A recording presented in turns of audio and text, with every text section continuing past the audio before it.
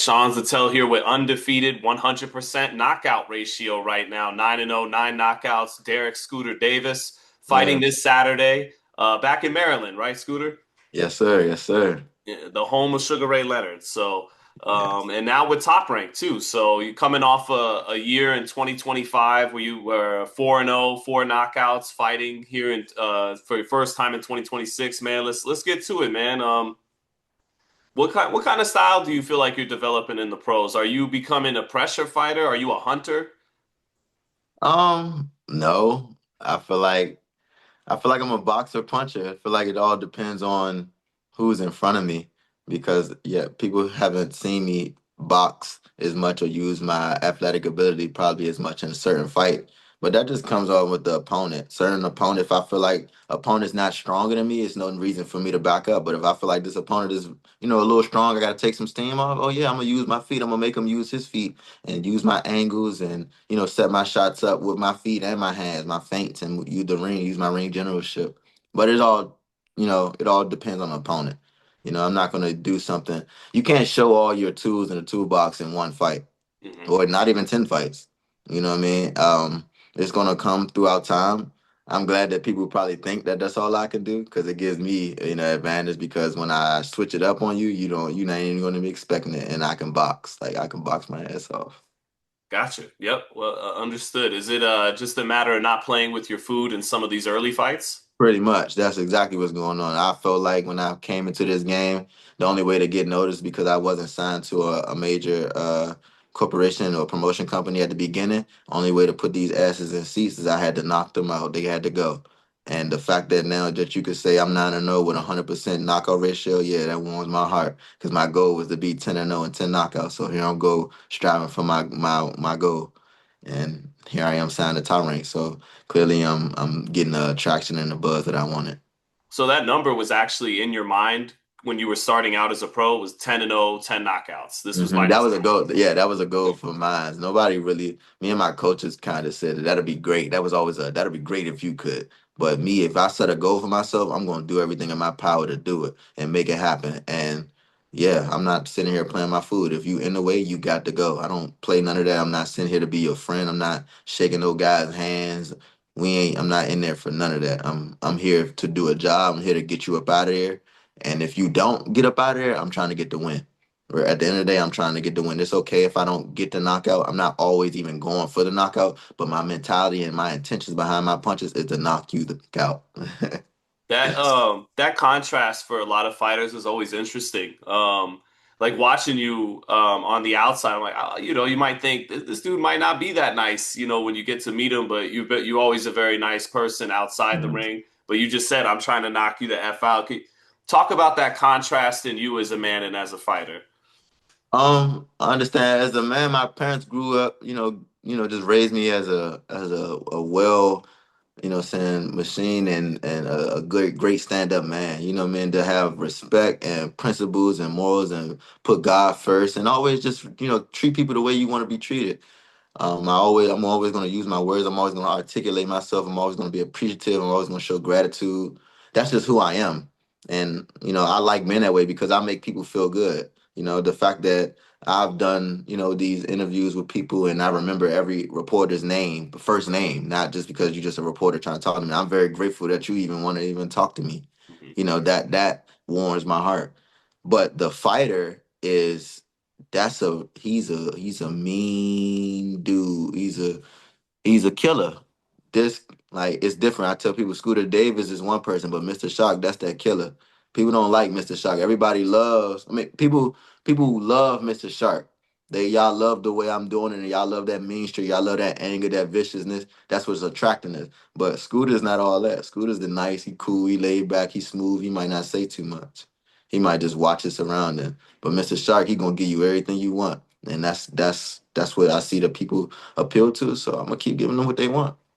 And that's what it takes in the ring, right? I mean, Yeah, it's kill or be killed.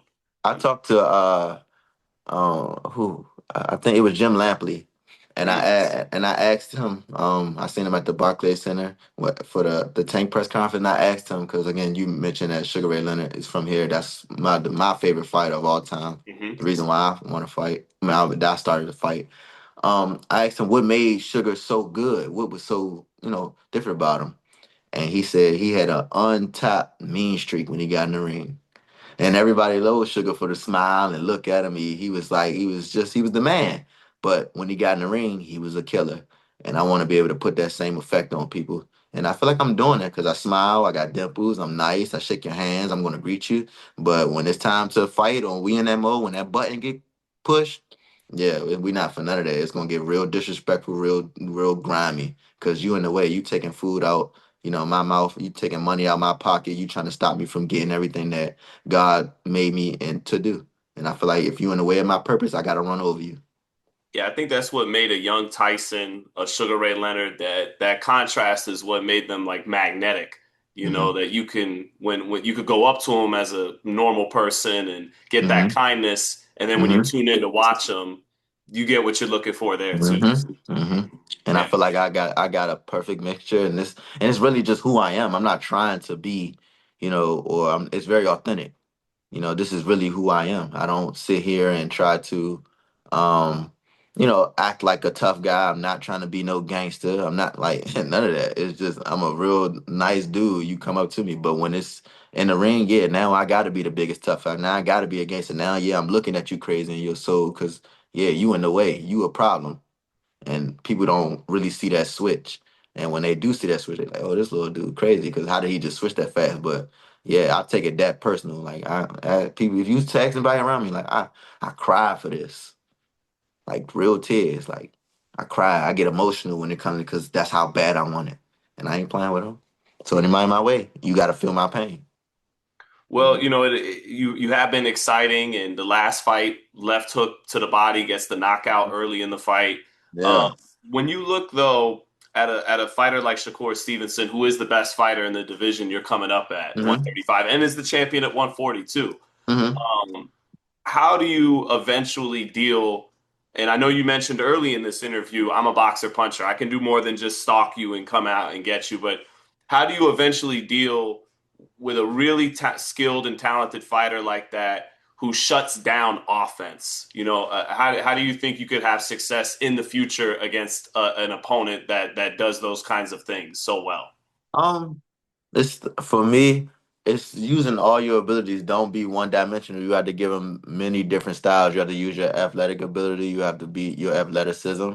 And it starts with a great jab, honestly. You have to have a great jab because a lot of people try to land power punches against very defensive fighters and all that, and they're not gonna give you that look. They're waiting for you to throw something. So you gotta dictate everything with the jab. Your feet, your movement, your angles, make them come to you, make push them back. Just do different things to keep them off balance and not doing the same thing where they have their mind is constantly thinking.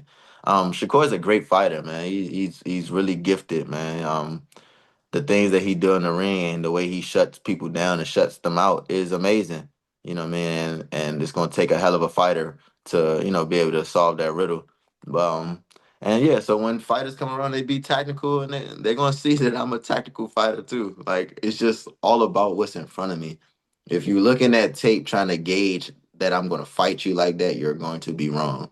Because I fight every fighter differently depending on who they are and their style because I am a man of many talents. I can do many things. So I go into a fight with a clear mind to see what your strength is, what your weakness is, and I'm going to attack what I need to attack.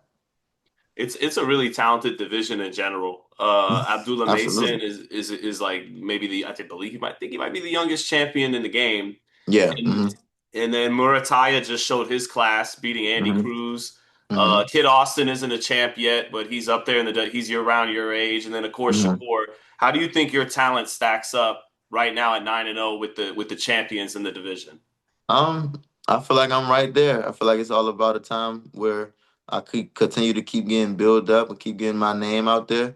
But talent wise, I'm right there. It's not these guys. I don't feel like you didn't mention these guys, and my talent don't match up with none of them. Every single one of them, I feel like I can be in the ring with them and do my thing and impose who I am. And it's just all about amount of time. I'm not rushing. I'm not sitting there saying, yeah, throw me in the ring with them right now or make me. I know it's all a process. And Tyrank knows what they're doing with me. They know how to move me. And I'm just going to continue to keep worrying about who's on the contract in front of me. And I'll keep dealing with that. And once them names come up on the contract, then you'll see. and I'll tell you exactly how I'll deal with that. But I'm excited that people even could look at me and understand right now already at 9-0 with just 9 fights and say, yeah, his name is ringing. Where yeah, we might got to mention him with those guys. That's a compliment because I only got 9 fights. Right, at some point, right? That you could see the talent and say, once Exactly. this guy gets up there with a certain number of fights, he could fight on that level. Exactly. And that's for me, that's a testament to my hard work. That's a testament to the dedication and my God gifted ability.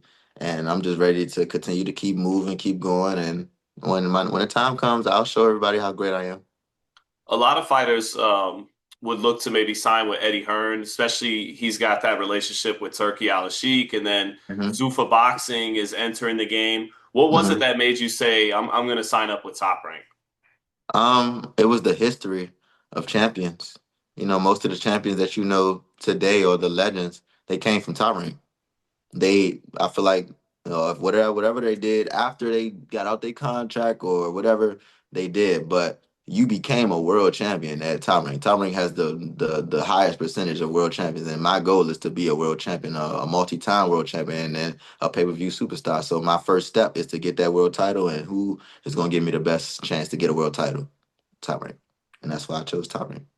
When was the last time you did spar with Gervonta? I know he was in the gym last year getting ready for Jake, but then what happened and it got called off. There was some word around that he's been in the gym since the fight got called off. When was the last time you were sparring or working with Gervonta? Last time I was working out with was the actual before the camp and the Lamont Roach fight. Okay. Sparring, we actually didn't spar at camp. A lot of people think we sparred at camp. We did not. Um, he had his own sparring partners. I had my own, but we did every workout together as far as our strength conditioning, this, we even went to our recovery. We did everything. We were two peas in a pod. I haven't sparred Tank since I was about 19, 20. Because now Tank is at the point where, once we spar the first time and we go hard a couple times with each other and we get that respect, like he really put that little brother stamp on me. And like now it's like, nah, it's me and you versus them. Yeah. I ain't trying to fight you. Like, yeah, I'll teach you stuff, but he'll always call me over after the rounds and teach me or see something or talk about this or keep looking for that. But far as actually trying to get in the ring and punch me and like nah, he not on that no more. Once we established, it was like my initiation. Once I was able to withstand what he had coming, I was able to dish it back. He respected me so much. It was like, yeah, nah, I'm gonna teach you how to do this, and now we're gonna go against them. We're gonna be like this. That's how he was. That's Would how would it he. get too vicious? Was that part of why too? Like, yeah, hey, this is too Yeah. TV ready. Like, we gotta. Yeah. I feel like yeah, because Tank is y'all see who Tank is. Y'all know how his personality. Y'all know how he get, and I'm the same way. It's just y'all haven't seen me. So yeah, he probably was doing it for the sake of him. As far as like yeah, I don't want to get too vicious on my young boy and me. I'm like I don't give about none of that. Like I'm not gonna go like that. So we just gonna be in here fighting, and it was like and for my thing is I feel like he is more of a protecting thing. Because again, I was young. I'm young. He was fully at that time. I'm 19. I think Tank is 28, 27 at that time. He fully developed. He like I don't want to. I'm not. He don't prove. He don't have no point to prove to try to hurt me or at that time. He's still trying to uplift me and bring me up and show the world. So I think that played a part in it. But shout out to him, man. He just gave me so much game throughout the years. How would you compare your both of your punching power? I mean, you had to ask him how hard I punch, but I Hmm. know that he punching. Hmm. I tell you that. Like, nah, Tank is punching for sure. Yeah, I don't know. I I guess can't. I mean, do you see yourself more like he is like that one punch, or are you more of a put them together and Oh it's a yeah, no, little I got more that. Yeah, no, I got cumulative? that one punch. Yeah, no, Okay, okay. absolutely. Yeah, I do. If I catch you clean on your dome, it's over. No, that I tell people all the time. All I need is one, and I know, and I don't care who I'm in there with. I'm gonna find that one. I always do, and that's kind of what's been going on in these fights. But if I don't catch you with that one, like I'm not a person that's banking on just landing that one. It Hmm. just always just happens, and that's how I've learned that I got one punch knockout. because I didn't believe that at first when I was younger. So I put my stuff in combinations. I was gonna throw a barrage of punches, but then as I started to get older and really honing in and being able to place my shots and turning my knuckles and making sure everything is placed right.